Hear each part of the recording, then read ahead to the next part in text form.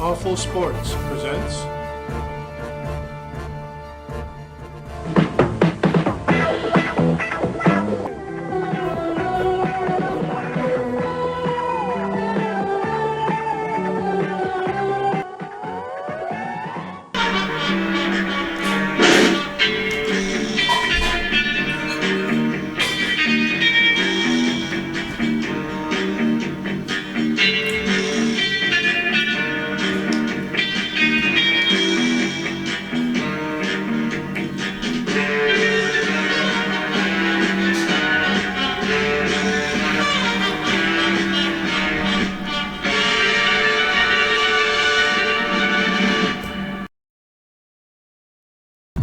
The reach advantage, of course, still remains with Tommy Hearns. And Ray Leonard and I were talking earlier that he may have the longest reach in ring history.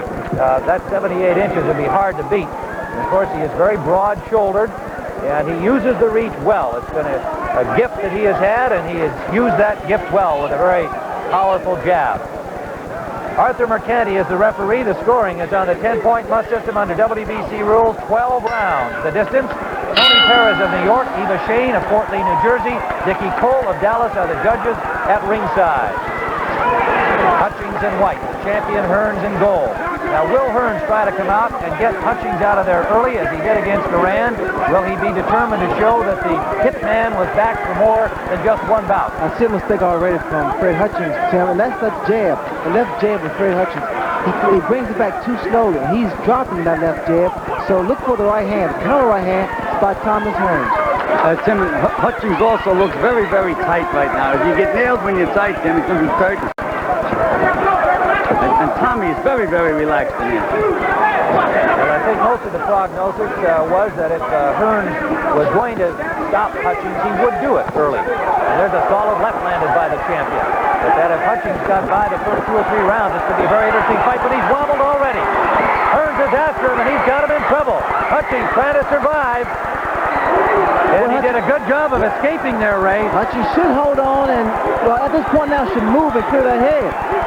Because Tommy's going to throw just a barrage of punches once he gets his man hurt. Tim, but Hutchings is reaching for Hearns. He's walking into Hearns. It's the worst thing you can do.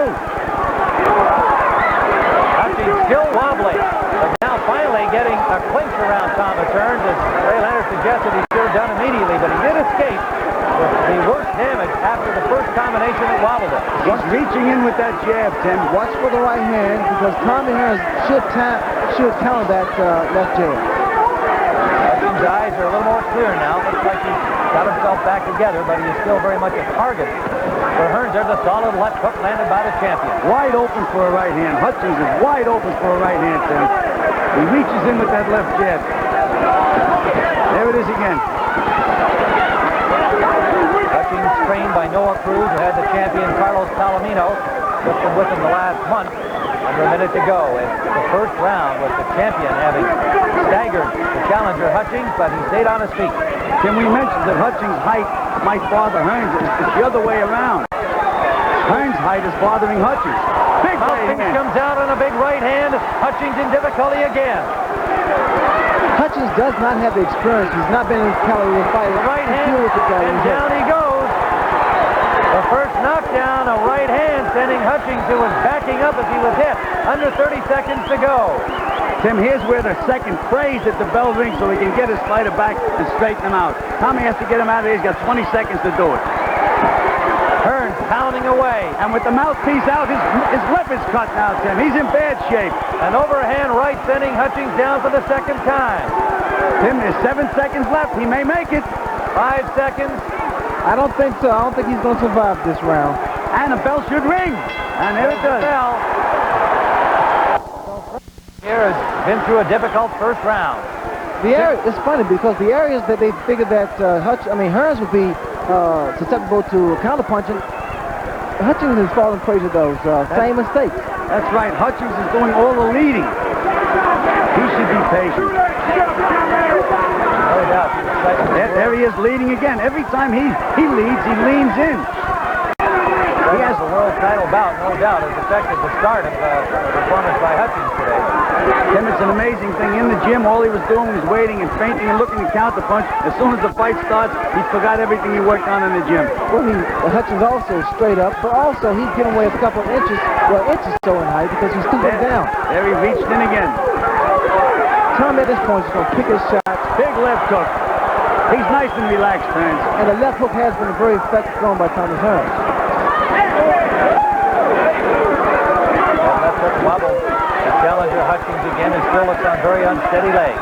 Round 2 scheduled for 12. It's just a matter of time because Tommy has the experience. He knows exactly what to do when his man is hurt. He's not rushing himself, which we had questioned as far as his overconfidence was concerned. He's taking his time, picking his shot, and waiting for an opening where that he can put some combinations together and get Hutchins out of it. Hutchings has been unable to reach Hearns so far.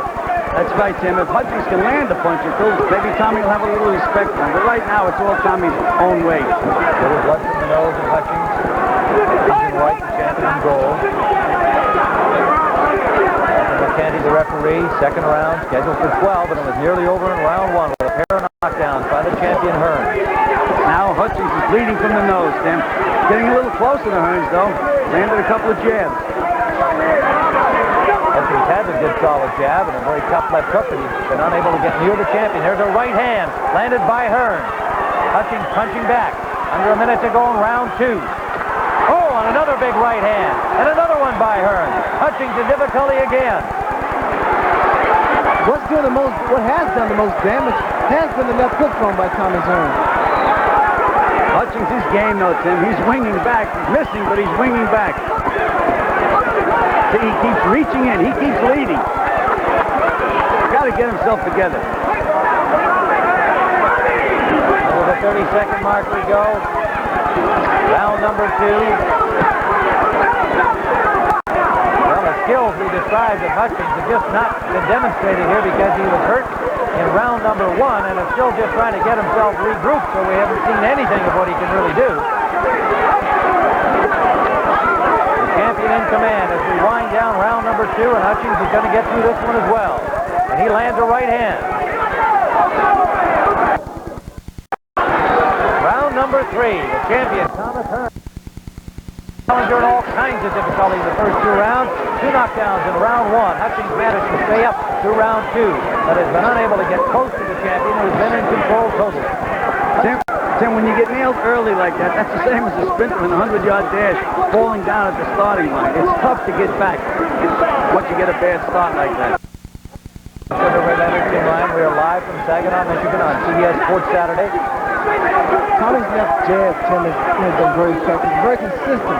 In fact, there's a slight swelling on the left eye of Freddie Hutchins.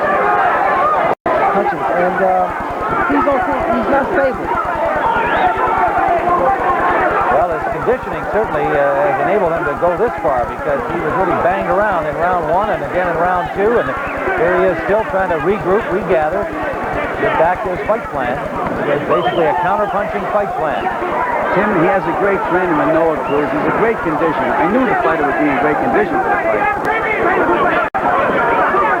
One of his friends in Stockton, California looking in, no doubt, with some concern at this point. He's a little more settled down now, though, Tim. He's not reaching as much. He thinks he has to initiate the action all the time, and he doesn't. Tommy now is starting to work his left jab downstairs and upstairs, which I feel he's going to come over with the right hand. There he tries to throw the right hand. He's trying to set his man up. Fred Hutchins, 27-1, 17 knockouts. Hearns, 39-1 with 33 KOs. The entire family here in attendance at ringside. Mom, brother Steve, who just won a gold medal in the Olympics. Another brother, a grandfather, 4 sisters, and a third of other relatives. A right hand, counter right hand by Tom would be so beautiful to him because Freddie Hutchins, he's in position to be hit by that right hand. You notice the left jab, he picks it out and drops it. Under a minute to go, or at least he landed that left jab on his last try. Hearns with a reach advantage. Hutchins with a 1-inch height advantage. Tim, they're the same weight, but Tommy Hearns looks twice as big on... That was right hand. That was a right hand, kind of right hand by Thomas Hearns. Because Hutchins reaches in with that left jab and steps forward with that left foot and doesn't follow back. Tommy Hearns having some fun in there now, and he hurt him with another right hand lead that time. And Hutchins again doing the right thing after being stunned. And now one of the handlers up on the corner looked like he was trying to stop the fight. From the Hutchings corner, there's a right hand by Hearns. And a combination. Hutchings won't go down. A handler stepping into the ring from the Hutchings corner, trying to get the referee to stop the fight. And Mercanti does. Hutchings handler, I believe that's Benny Casey, stepped into the ring during the action, trying to get the referee to stop it, and Mercanti, the referee, has stopped the fight. Man was back after Roberto Duran's second-round knockout, and it seemed like you wanted to do the same thing here today. Were you trying to convince yourself, or just everybody watching? Well, I tell you, I was trying to get the man out of there. I know I had the ability to do so, so I wanted to put the pressure on him. I knew that the first round was going to be more like a fill-out round, and then after that, I knew that I would be able to go in and work from there. After I was able to get it filled out, I felt like the second round I wanted to go in and add more pressure and start using more shots, putting shots together. There was no doubt that had he been able to get through the first couple of rounds, the fight could have been different because he's a very skilled boxer, but you never gave him a chance to get started. I understand that he's a very skillful boxer. My plan was to just use my punching power, my ability to box as well as my punching power, and put that in and combine it all together. And I knew they would have a lot of power with it because I felt like I was a lot stronger than Fred was at the time. Well, you sure were. Let's go back at the handler. Casey wanted to prevent Hutchings from any further punishment. Well, we've already heard that Mugabe and Moore maybe are in your plans at 154, but I know that in everybody's mind, Marvin Hagler is the man. He's probably watching here today. What's your thought? I know Marvin Hagler is watching. I know he's watching. He's sitting back. He's just thinking now. I mean, he's having a very hard time to even think now. It's constantly bothering him day in, day out. It's just caused a big problem for Marvin Hagler. He knows that his time is coming next, and the Hitman will get him just like he got everybody else. You're a true champion. You were really ready for this fight. You didn't take it for granted, and you did the job. Congratulations. Tommy Hearns, WBC state champion, defending his crown for the second.